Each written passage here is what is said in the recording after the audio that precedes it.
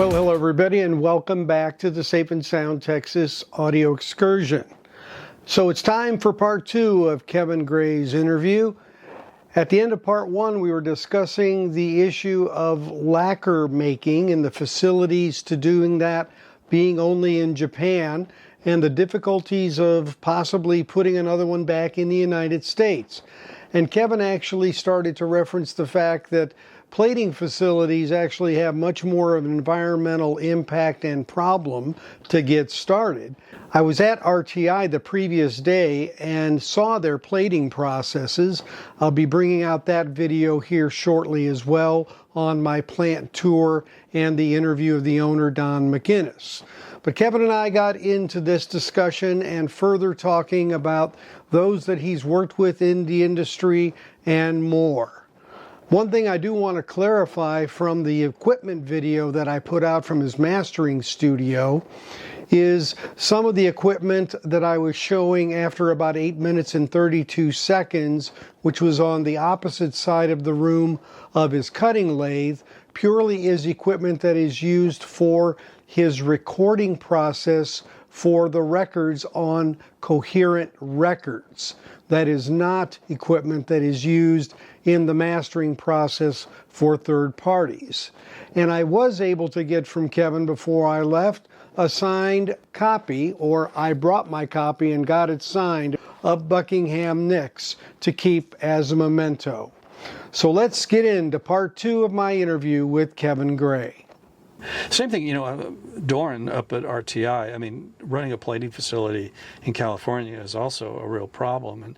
And Doran is actually used as an example by the EPA and OSHA on how to do plating. Oh, so, cool. Yeah, they do a really fine job of keeping everything kosher for in the environment. Yeah, I talked to them a bit about that yesterday. How do you manage to make it work? Right? Doran, I can't speak highly enough of Doran. He does a wonderful job in all the stuff that I do for Concord and for Blue Note. That's all processed by him at RTI and Brest. Yeah. There. Yeah, I think a lot of people don't, the plating piece is like, back science, it's like, you think about the pressing plant, but you don't think about that, but that's no ticking, no watching, man. That's kind of... It's really critical. Just as an example, there was a pressing plant in Europe that just had awful plating, and so they found out that if you plated here and sent the metal parts to them, pressings were great. And that was also, even United Record Pressing in Nashville, that was the same story. They couldn't press a record, everybody said, to save their lives. Well, the problem was the pressing, it was the processing. As soon as people started sending them the metal and they were pressing, they were doing a decent job. Mm-hmm. Not saying they were the best in the world, but they pressed a decent record. Yeah. But not if you sent them lacquers. Yeah, it's all got to come together. And like I said, it's like do no harm in plating, right? We can't add anything to it, but we can't take anything away from it either. Exactly. Yeah, that's really... It's kind of a black art. Like mastering, like cutting lacquer.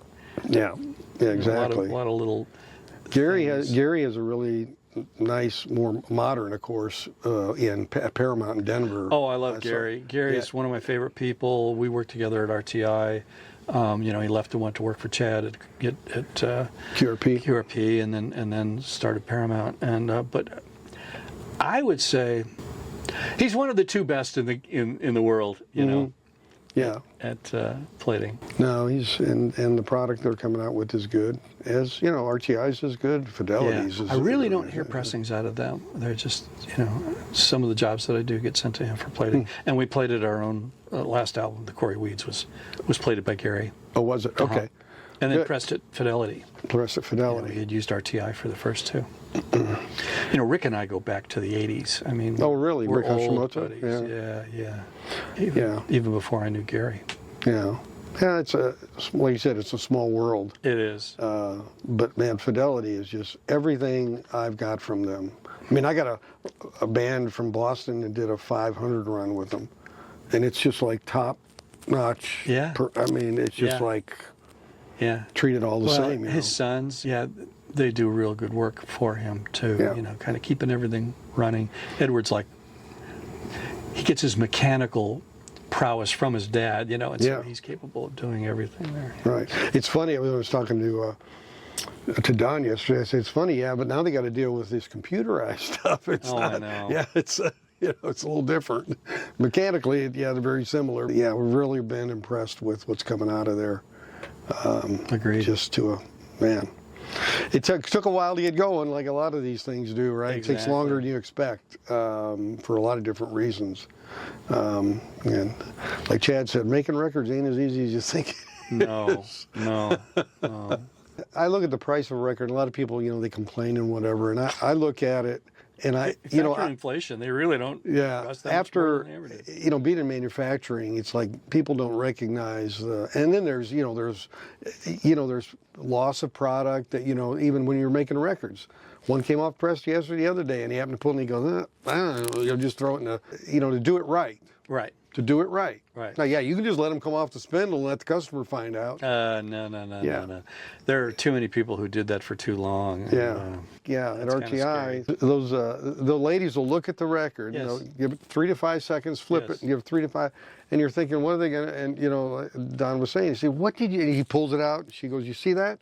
You see that? He's like, oh yeah, but it takes him. He's got to look for it and look. I know, for and I'd be the same way. Yeah. I wouldn't find it as fast as they do because they're just, they're tuned in. they're really good at it. Yeah, they're tuned in. So. And they got just the right light too.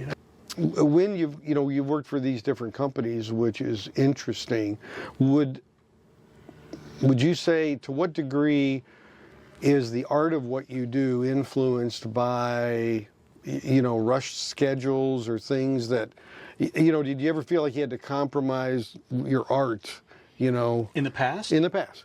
Yes.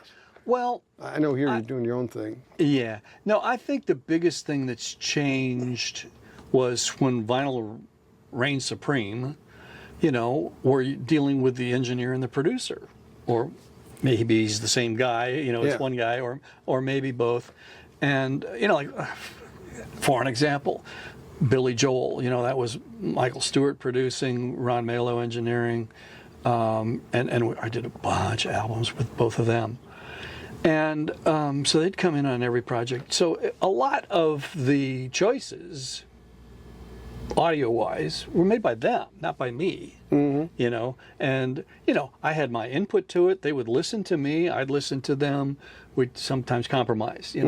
And that was the case. When it was still the commercial new first release vinyl.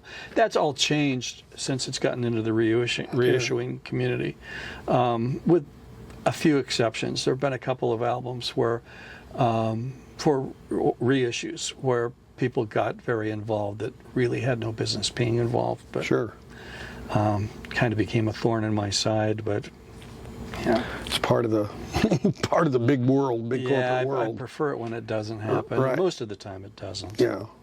So from a pure mastering standpoint, what is it, you got your control board here. Yep. What is it about something that you maybe can do that makes the Kevin Gray cut sound just a little better than, let's say, another? Well, I would say the whole system, in that it's all discrete, Class A, solid state and transformerless. I think it gives me a leg up over anybody else's mastering room, to be perfectly honest. Sure.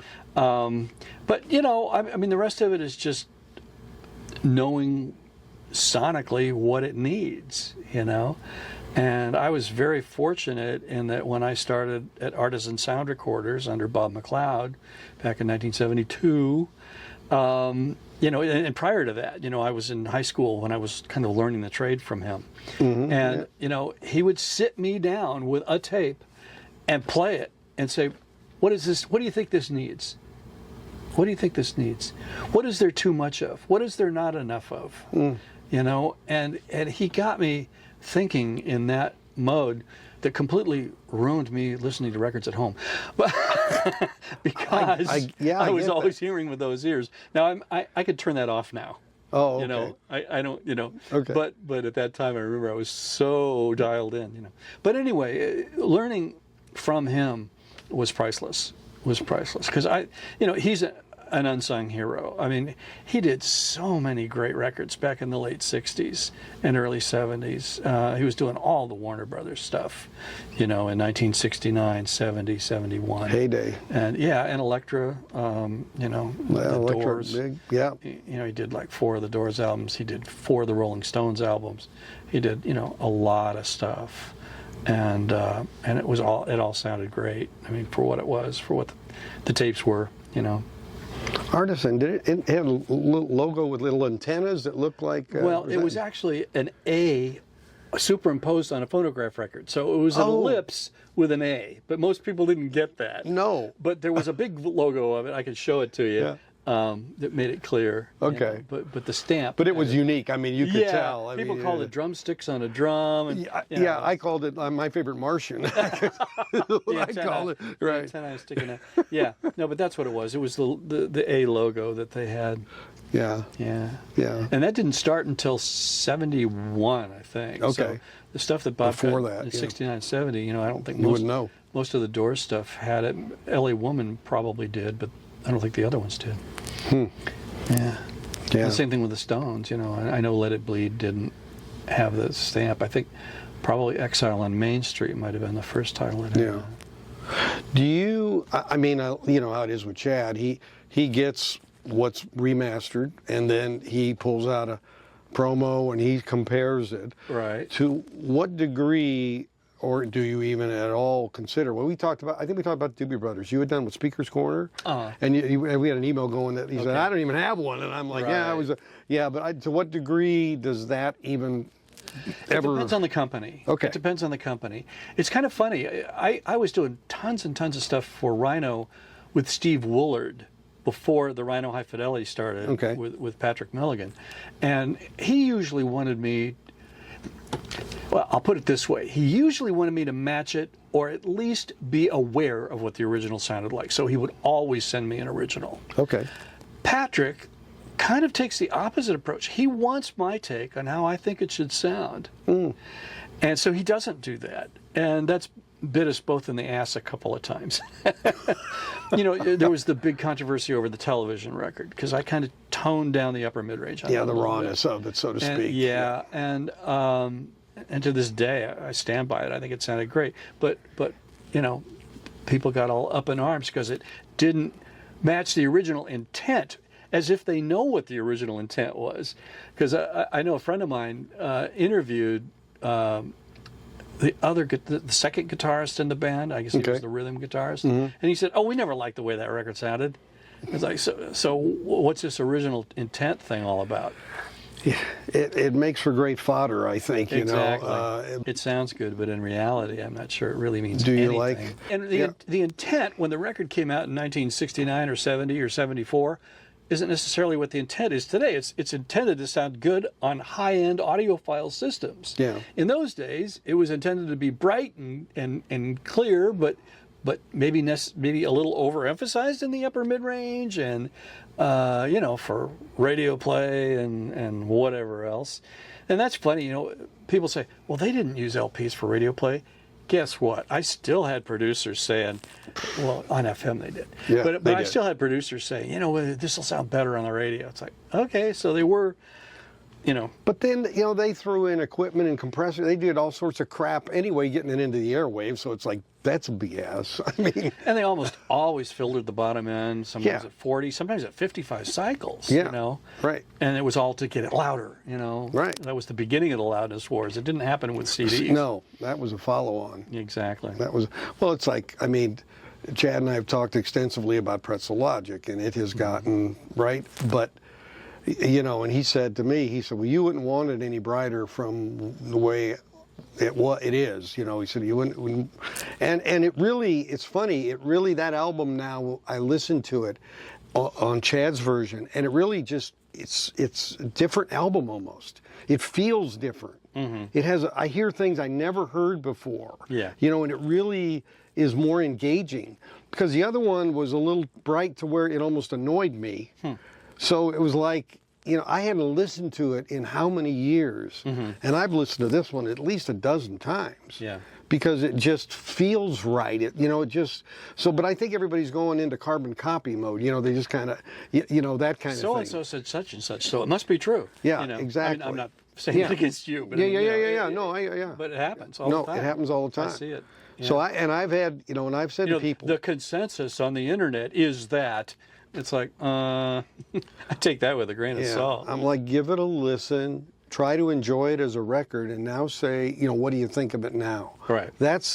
And everybody that has done that and came back to me said, you're right. I like it better. Right. It's not what I expected. Right. And I think you got to get past that expectation bubble. I would say, if asked to most reviewers, when you get a copy of something I mastered, why don't you sit down and listen to it all the way through before you start comparing it to everything else? Right. Because you might have a little bit different impression. Yeah. Because I would say 1 out of 5 things that I'm doing, maybe even less if I count all the Blue Note and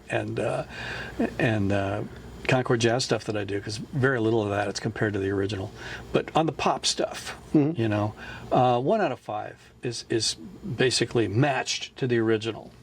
Now, when I did the Fleetwood Mac album, the Fleetwood Mac, I had a good clean copy of the original, and I loved the way it sounded, and I did pretty much match it to that, which kind of made me laugh when people said it has more bass than the original. It's like, well, not when I'm comparing them. I had the tape and my copy, and I got a calibrated turntable. So yeah. I don't know. But anyway, it's not something that I like. I always like to have an original as a reference, but I may or may not match it. Yeah. Let's put it that way. Right. Well, thank you for your time today. You are most welcome. Great to meet you. It was a pleasure. Yeah, it was. So there you have it, Kevin Gray. I appreciated very much his time and his hospitality. It was interesting to see how the sausage is made, so to speak, and how passionate Kevin is about what he does and how he does it. It's great to see that these kind of experts are here to provide us exactly what we're looking for, some of the best sounding vinyl that we can get. As always, thanks for watching. If you haven't subscribed, please consider doing so by clicking on the bell, or you can join as a member if you'd like. Also, a thumbs up or like is appreciated, as are your comments. So until we catch you next time on the Safe and Sound Texas Audio Excursion, take care, everybody.